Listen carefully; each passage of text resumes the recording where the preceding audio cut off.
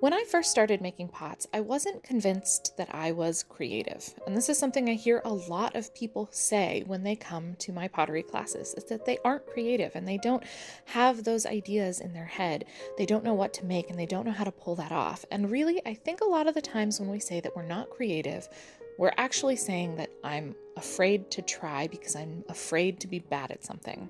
Because creativity is actually inherent to being human. Everybody is creative, whether it is in a way that you can express with your hands or a way that you can express with your brain.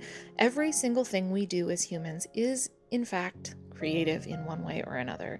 And so, as I journeyed along in my pottery journey, I started to gain a little bit more confidence. It didn't matter if my flowers that I painted were exactly the same as someone else's flowers, they didn't need to be perfect. You still got the idea when I was done drawing them on the pot. And if you didn't, that's okay. That just means there's more room to try again.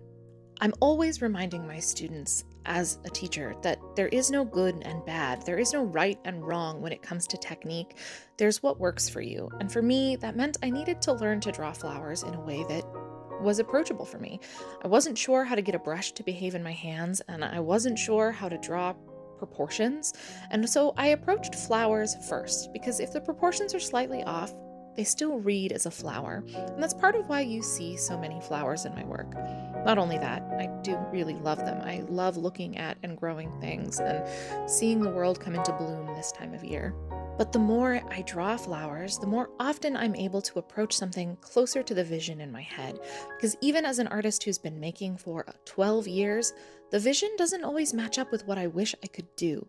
But that doesn't make the things I'm creating bad, it just makes them mine. And someday, with even more practice, I'm sure I will surprise even myself with the things my creativity can do.